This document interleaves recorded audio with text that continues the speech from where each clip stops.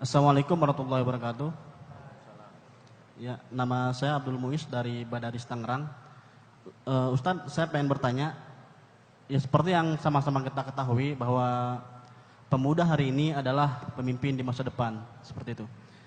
Jadi, apa yang mesti kami siapkan agar ketika nanti kelak menjadi pemimpin, ya penerus bangsa ini di masa depan, apa yang harus kami siapkan seperti itu? Terima kasih Ustaz. Wassalamualaikum warahmatullahi wabarakatuh. Waalaikumsalam warahmatullahi wabarakatuh. Yang dilakukan dua. Anak muda kalau mau sukses dua. Yang pertama punya roadmap. Roadmap. Antum mau jadi apa? Kalau nggak jelas mau jadi apa, antum udah besar mau jadi apa? Mengalir bagai air. Iya, kok airnya ngalir ke sungai, kok ngalir ke septic tank gimana? Maka rencanakan. Semua orang sukses jelas, visinya ketanam. Lihat Muhammad Al-Fatih dari kecil udah dibilangin sama gurunya, nih diajak lari di depan Selat Bosforus, diajak lari-lari, dilihatin tuh seberang sana. Kata gurunya, kamu lihat nggak itu apa? Nggak tahu. Itu benteng Konstantinopel, benteng Konstantin. Kamu tahu kelak yang akan menaklukkan itu kamu. Ya, sebab yang menaklukkan ini adalah ni'mal amir wa ni'mal juyus, sebaik-baiknya pemimpin, sebaik-baiknya pasukan. Dalam benaknya Muhammad Al-Fatih, iya, jangan-jangan saya nih, jangan-jangan saya. Antum harus curiga kalau melihat sesuatu, jangan-jangan antum diamanahkan. Ya Allah, kampung gua kok hancur banget, banyak maksiat. Langsung tanyakan, jangan-jangan gua yang diminta Allah merubah kampung ini. Begitu, gua harus jadi ustadz nih di kampung ini nih, supaya bisa merubah kampung ini dari kampung maksiat jadi kampung tahfiz Quran tuh. Begitu, berarti harus punya roadmap, jelas. 10 tahun lagi mau jadi apa? Jangan, waduh paling banter Ustadz jadi apa, supir gojek, jangan. Ya itu kalau kepepet lah, tapi jangan. Ya, yang kedua, pemuda harus punya rundown harian, daily. Allah katakan dalam Al-Quran, ya ayyuhalladzina amanu taqullah wal tangzur nafsum ma qaddamat lighad. Hei orang-orang beriman, bertakwa kepada Allah dan perhatikan ente besok mau ngapain, kata Allah. Kalau kita jelas roadmapnya, 10 tahun lagi saya pengen jadi gubernur di Banten, saya 20 tahun lagi mau jadi presiden misalnya, jelas rundownnya. Pengen jadi presiden, ingat bedanya pemimpin sama pemimpi cuma di huruf N. N itu namanya nyali untuk menentukan apa langkah berikutnya. Kalau pemimpin nggak punya nyali, gimana besok? Kalau pemimpin jelas nyalinya, dia mimpi tapi ada nyali, makanya jadi pemimpin. Berarti besok rencanain tuh. Kenapa anak muda yang nggak punya besok mau ngapain? Selalu saya ingatkan, setiap malam tuh bikin agenda besok. Bangun jam sekian, olahraga sampai jam 7. Besok ngapain ya jam 7 ya? Kayaknya mau silaturahim ke ustadz ini. Tentuin. Sampai jam berapa ya? Kayaknya sampai zuhur nih. Zuhur, waduh istirahat sebentar deh. Oh ya, mau murojaah surat Al-Anfal misalnya. Sampai jam sekian. Harus ada jelas. Kalau nggak jelas, ingat anak muda yang nggak punya rundown cuma 5 yang dilakukan. Pertama, tidur lagi. Yang kedua, main gadget. Yang ketiga, nonton TV.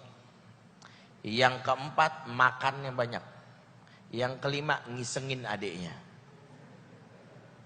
Nggak ada kesibukan. Makanya bikin supaya sibuk, ada jelas rundownnya, sibuk gitu. Kalau sibuk, syahwat itu terserap oleh kesibukan. Makanya dia nggak berpikiran apa-apa dihubung-hubungkan dengan nikah. Enggak, bagi dia kalau udah sibuk insya Allah jodoh mah ada aja datangnya. Yang penting sibuk dulu, sibuk aja dulu. Jadi bikin kesibukan. Ya, ingat kata Hasan Al-Banna apa? Al-wajibat aktsaru minal awqat, kewajiban kalian lebih banyak daripada waktu yang tersedia. Makanya jangan sampai ada anak muda yang bengong, gak punya kesibukan. Ingat, bengong itu penyebab utama kematian. Coba aja lagi nyelam bengong, mati. Lagi nyebrang jalan tol bengong, mati. Jangan sembarangan bengong. Harus pilih dua. Kalau nggak sibuk dalam beramal, ya udah tidur aja dah. Tapi ingat, jika kebanyakan tidur, ingat kata Imam Syafi'i, an-naum akhul maut, tidur itu saudaranya kematian. Siapa yang hobinya tidur, berarti dia mencintai kematian. Untuk apa Allah berikan untuknya kehidupan?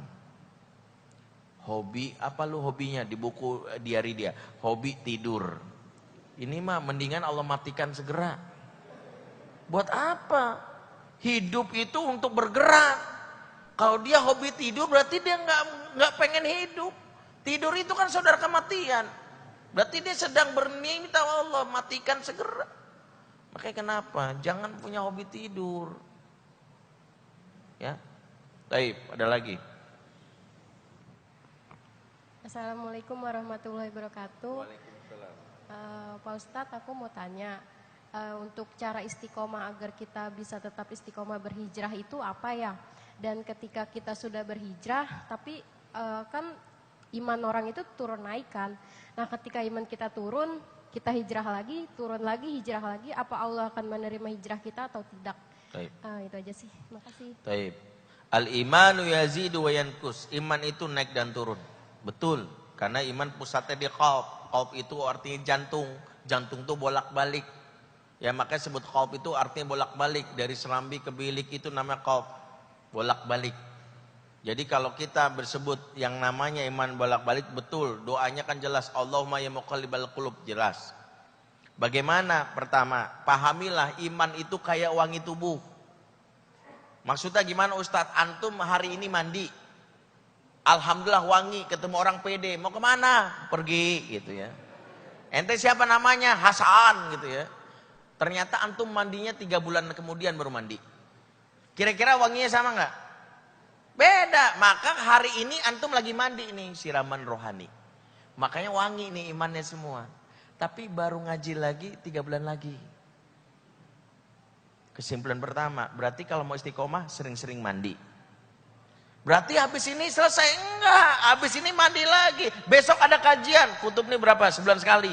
Jangan ngandalin dari kutub mabitnya sebulan sekali. Kajian lain ikut. Kalau enggak mandinya sebulan sekali, bau.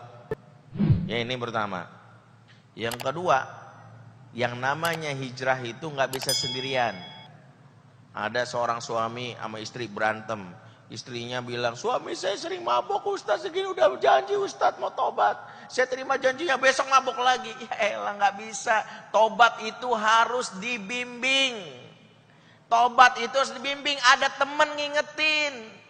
Makanya kalau tobat nggak ada bimbing, kembali lagi. Ente tobat cari guru, tobat cari teman. Kalau aneh salah bantuin ingetin ya gitu. Nggak bisa sendirian. Makanya kalau mau hijrah jangan sendirian. Rasul hijrahnya bareng-bareng. Para sahabat nggak ada. Ayo siapa yang mau hijrah? Yuk ke Madinah sendiri-sendiri. Bareng-bareng. Makanya hijrah itu biasain bareng-bareng. Hijrah itu bareng-bareng. Kumpulan para yang mau hijrah ajak. Yuk, saya juga mau dong bareng-bareng itu. Jadi ini yang berikutnya. Yang ketiga, harus punya bi'atus salimah, lingkungan yang baik.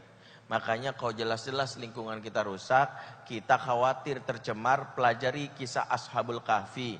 Dia meninggalkan kaumnya karena dia ingin menyelamatkan. Sudah susah banget nih. Kalau kita meninggalkan suatu lokasi karena kita khawatir tercemar, kita jadi pemuda kahfi.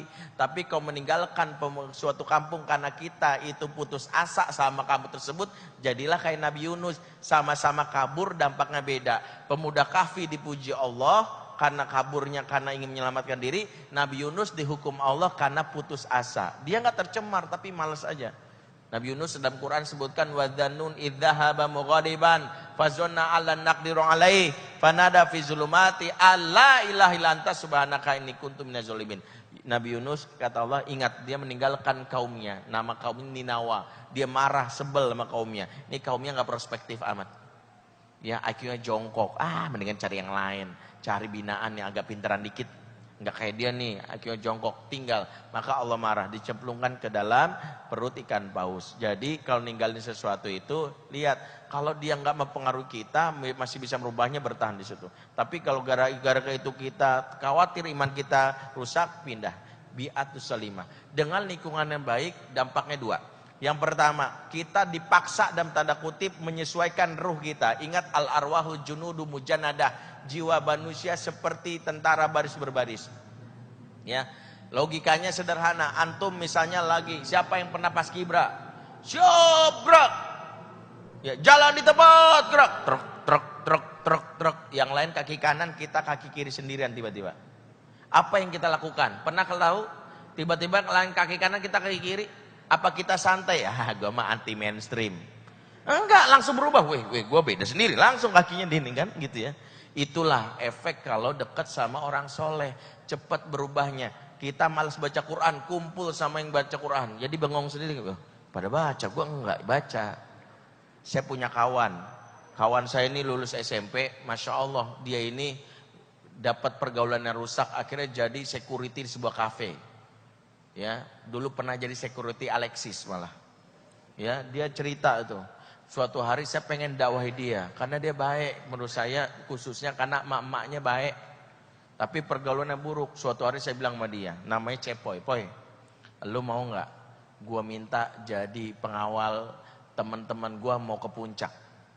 Saya bilang mau ke puncak kapan? Minggu besok. Lu mau ikut nggak? Ayo. Wah, gua bayar lu itu. Wih, apalagi dibayar. Mau dah gua mah ke puncak. Dia udah pikiran lain kan.